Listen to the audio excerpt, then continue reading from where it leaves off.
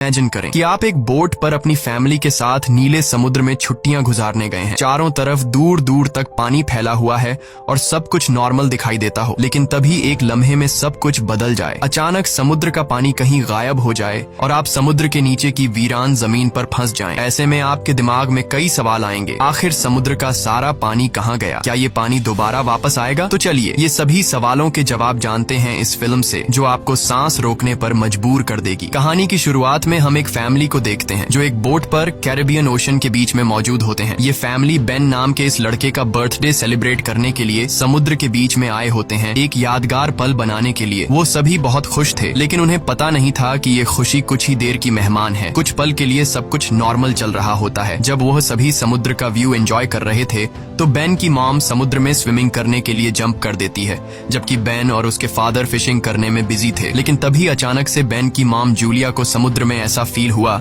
जैसे कोई बड़ी सी चीज उसके आसपास चक्कर लगा रही हो। जब वह यहाँ वहाँ देखती है तो उसे कुछ भी नहीं दिखाई देता, लेकिन तभी अचानक से कोई उसे समुद्र के नीचे खींच लेता है और साथ ही उनके बोट पर जो इक्विपमेंट्स हैं वह तेजी से यहाँ वहाँ डायरेक्शन चेंज करने लग जाते हैं, जैसे कुछ बड़ा हो रहा हो। बेन और टॉम इस बदलते हालात को अच्छी तरह समझ नहीं पाते क्योंकि वह फिशिंग करने में बिजी होते हैं। वही जूलिया देखती है कि वह अपने बोट से कुछ ही सेकंड्स में काफी दूर आ गई है और वह डूब रही है। वह खुद को बचाते हुए टॉम को जोर जोर से आवाजें देने लगती है, लेकिन जूलिया बोट से काफी दूर होने की वजह से उस पर किसी का भी ध्यान नहीं जाता और यहाँ पर जूलिया को फील होता है कि समुद्र का पानी तेजी से पीछे की तरफ जा रहा है। जूलिया अपनी बेटी कैसी को आवाज देने लगती है, लेकिन कैसी हेडफोन लगाकर सनलाइट एंजॉय कर रही होती है। बेन, कैसी और टॉम को बिल्कुल भी नहीं पता होता कि जूलिया स्विमिंग करने समुद्र में उतरी है। जूलिया धीरे धीरे उनसे और दूर होती जा रही थी, लेकिन तभी खुशकिस्मती से टॉम को हल्की सी जूलिया की आवाज सुनाई देती है। वह जूलिया को देख लेता है और टॉम उसे बचाने के लिए फौरन पानी में जंप कर देता है। दूसरी तरफ बेन बोट का इंजन स्टार्ट करके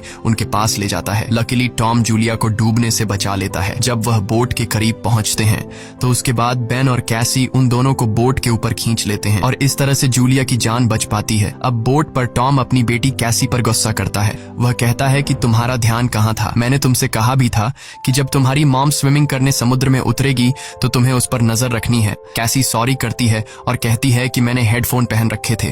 खैर, अब जूलिया सेफ थी। टॉम कहता है कि अब कोई भी बिना बताए स्विमिंग करने नहीं जाएगा और अगर कोई जाएगा भी तो पहले किसी न किसी को इन्फॉर्म करेगा। वो सभी टॉम की बात पर अग्री हो जाते हैं और अब रात होने वाली होती है, इसीलिए वह सब बेन की बर्थडे सेलिब्रेट करने के लिए तैयारी करने लगते हैं। रात को बर्थडे सेलिब्रेट करने के बाद कैसी के बॉयफ्रेंड का वीडियो कॉल आ जाता है।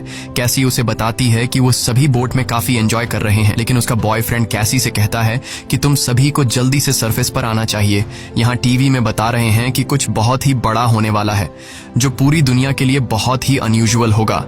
ये सुनते ही कैसी नोटिस करती है कि उसके बॉयफ्रेंड के पीछे शहर में बहुत बड़ा तूफान आ रहा है। वह ये देखकर थोड़ी परेशान हो जाती है क्योंकि उस समय ये लोग सेफ जगह पर तो बिल्कुल भी नहीं थे। वह उससे और भी बातें करने लगती है कि तभी अचानक इन दोनों का कनेक्शन कट जाता है। ये बात वह जाकर अपनी मॉम डैड को बताती है, जिसके बाद ये लोग अपनी बोट की सेफ्टी चेक करने लगते हैं।